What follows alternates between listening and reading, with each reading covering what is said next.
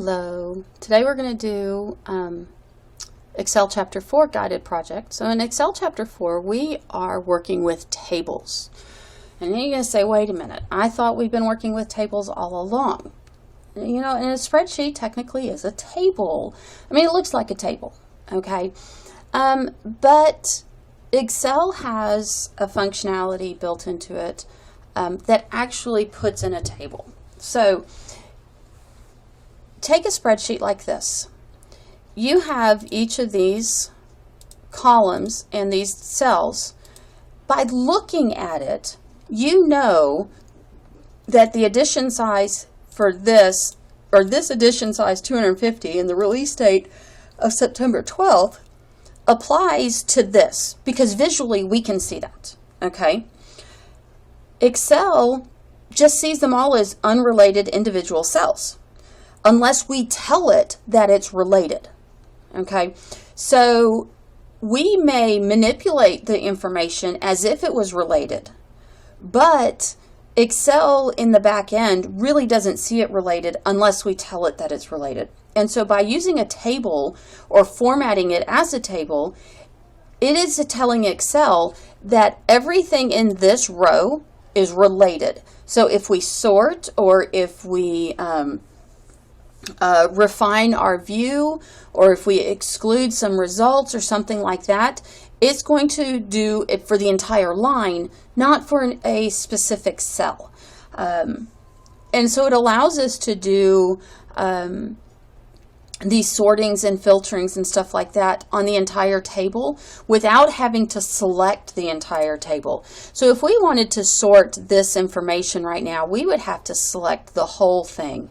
And yeah, this is not, you know, a huge amount of data, but if you had a spreadsheet that was thousands of lines long and you needed to sort it, it's going to take a very long time in which to do it. So by doing it this way and setting it as a table, it will sort everything for you and all of the data that is contained in that table. So it really is trying to simplify us being able to manipulate data that is related to each other and make those steps a little bit easier. Okay, so make sure that your Excel Chapter 4 spreadsheet is downloaded. You only have the two files, the instruction file and your download file, your starter file. And let's get started. So we are going to convert the data to a table and apply table style medium. So in order to do that, you really only need to select any cell that's within this data, okay? And you have here this button on your Home tab that's called Format as Table. And I'm going to hit the down arrow, and I want Table Style Medium 5. So I'm going to go, here's our Table Style Mediums, and I want Medium 5, so it's going to be this purple one. It's automatically going to select all the contiguous rows and columns. So if you have a space like we do here, you'll notice that it didn't select this data for our table. It stopped when it hit a blank row, and it stops when it hits a blank column. And we're going to say okay. So from here, now you can see our headings here are actual headings. And we have it automatically where it is, this is called banding rows, so that each row kind of stands out as being a separate row. And it just makes it a little bit easier to be able to follow this line and make sure that you have the correct data. Okay, we're going to sort the table by the type in alphabetical order, and then by the release date from newest to oldest. Okay, so we have these arrows here for each of our columns. So you can click that down arrow and you have sorts and you have filters. So I can say sort A to Z by type, and it will sort A to Z by type. Fantastic. Well, then we want to sort by release date. So if I click on here for sort and say newest to oldest, well, what happens? So yes, this is sorted newest to oldest, but this is no longer sorted, and that's not what we want. So when you do a sort in here, using these arrows, it will only sort one column at a time. So in order to fix that, or in order to be able to sort on multiple columns, you actually have to come here on your Home tab and go to this Sort and Filter button here. And you're going to do a custom sort. So from here, now we can add levels. We can say sort by type from A to Z, because that's the sort I already had. But then I want to add a level, because within each category, so within each type here, I want to sort by release date of oldest to newest. And then within this category, I want to sort from oldest to newest. So now from here, I'm going to say release date, value, and actually it's from newest to oldest. And I'm going to say newest to oldest and say OK. So now you can see, if you look here, here's newest, September 12th, to oldest, October 2nd. But then if you look here, you'll see November 12th is newer than October 2nd, but it's with a different type. So it's sorted within each of the types. And that's what we're wanting to see. Okay, in cell G1 here, we're going to type total original value.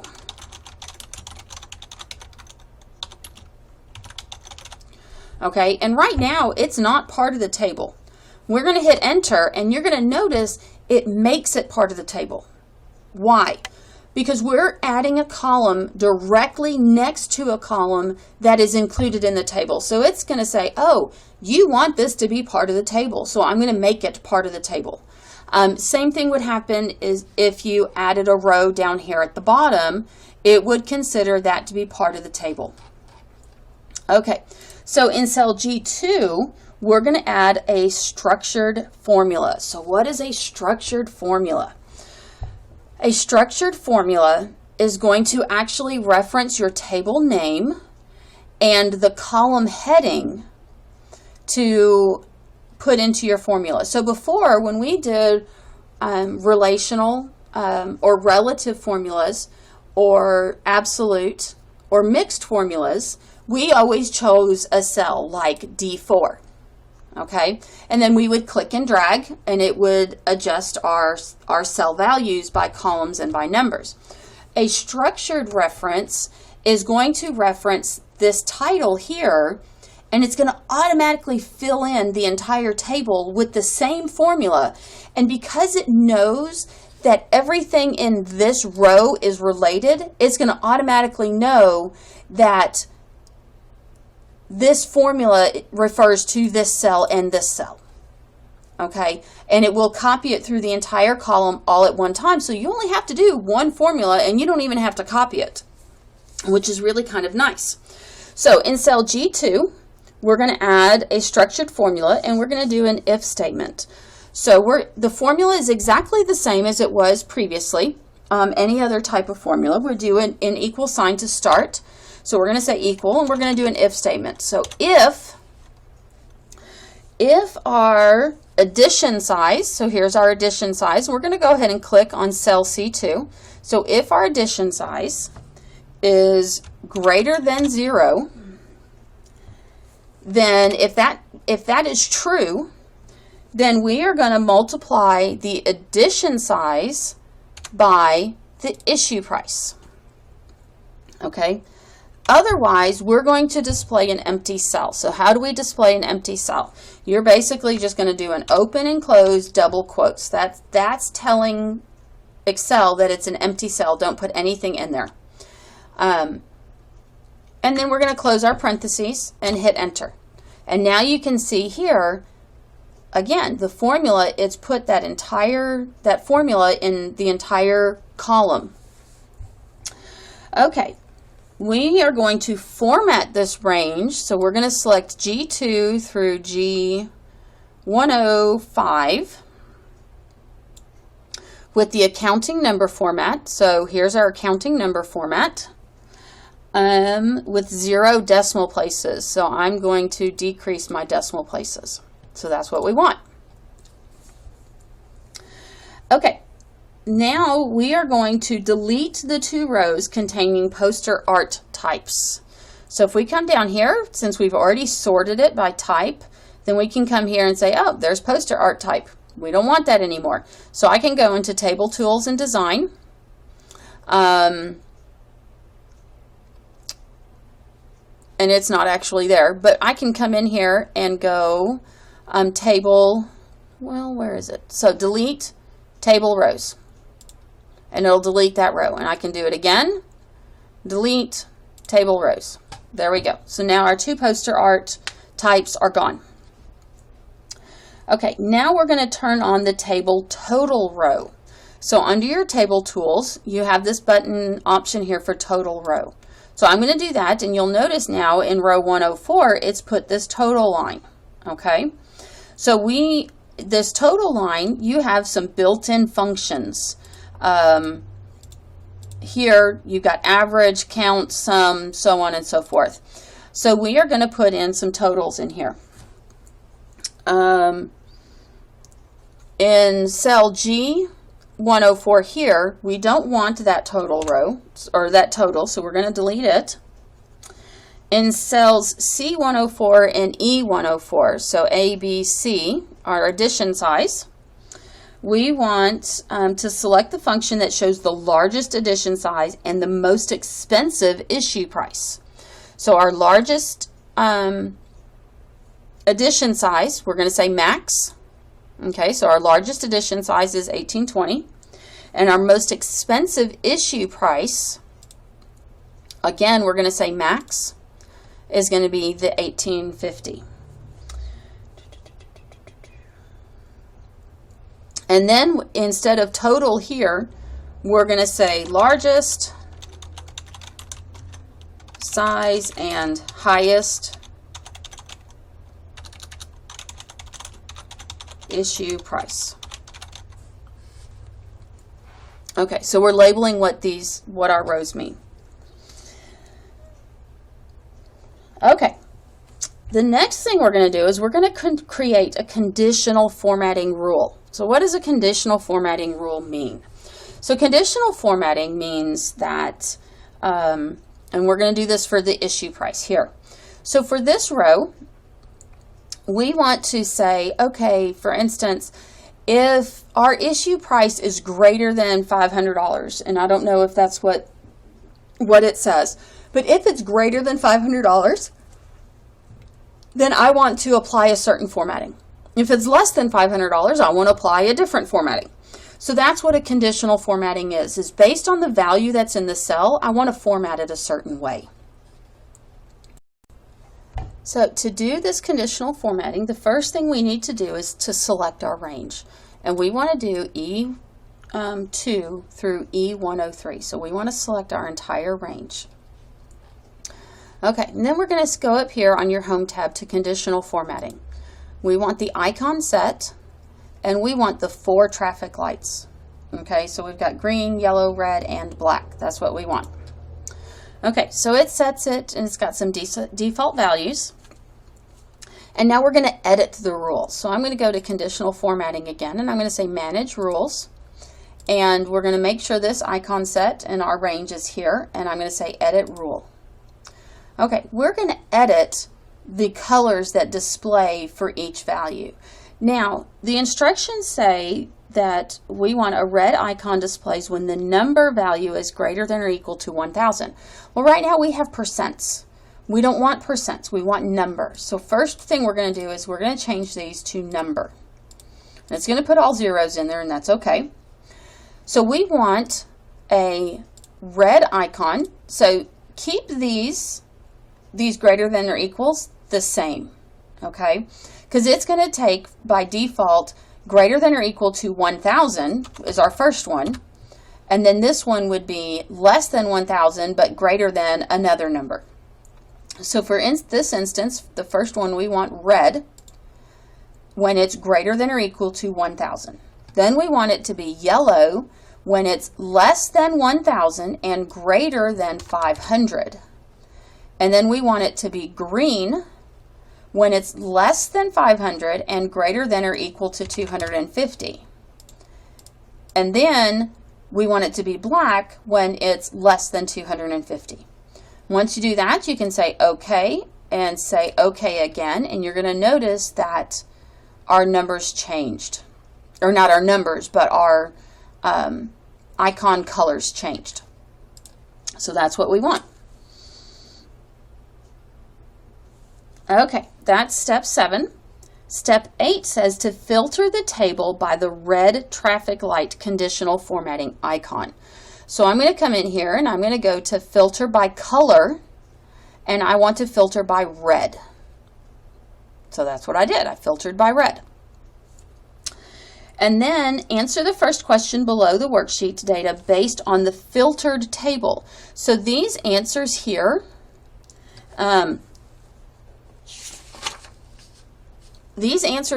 are based on this filtered data.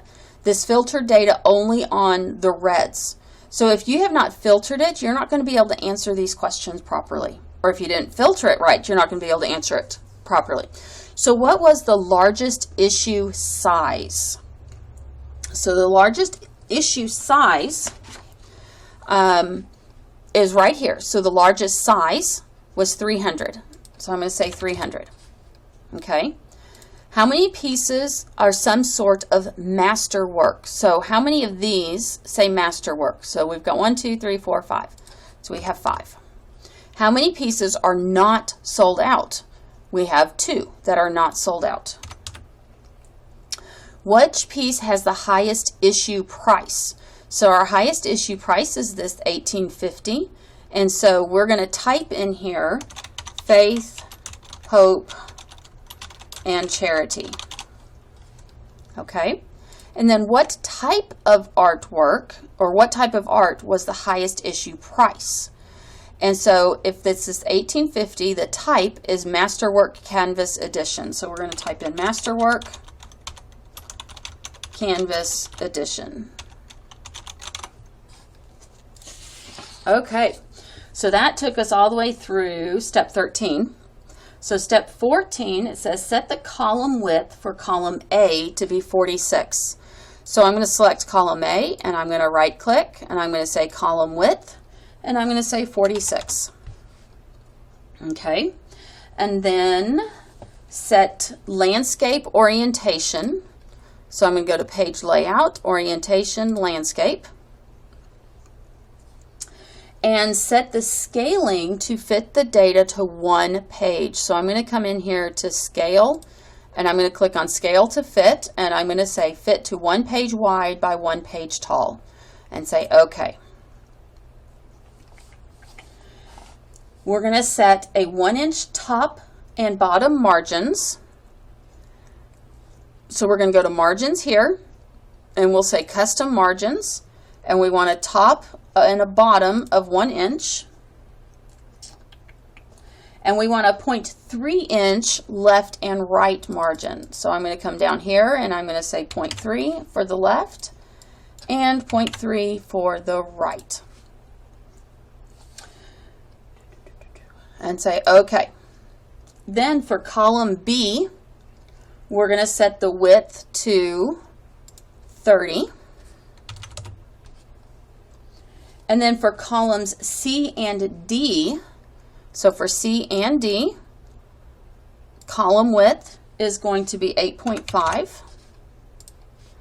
And we are going to apply wrap text. So come to your home tab and say wrap text. Okay, then we're going to insert a footer. So we're going to say insert and we're going to say header and footer. And we're going to go to the footer and we want to put the text Exploring Series on the left. And we're going to put the sheet name code in the center, so the sheet name. And then we're going to put the file name in the right. And then you can close your header and footer. And you are done. Make sure when you submit this, you submit it like this with the filtered information. And you're good to go. I hope y'all learned something with Excel. Let me know if you have any problems, and I will see you for Access Chapter 1. Have a great day.